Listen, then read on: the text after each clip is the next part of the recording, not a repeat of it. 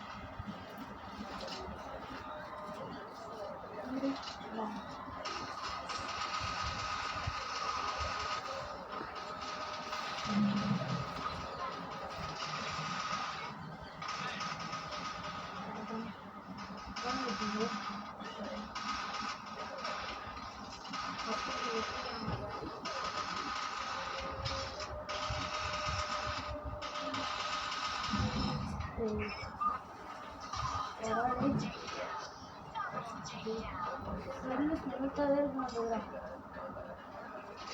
ஏன்னா அவன் என்ன வீட்டு போய் காசு போட்டு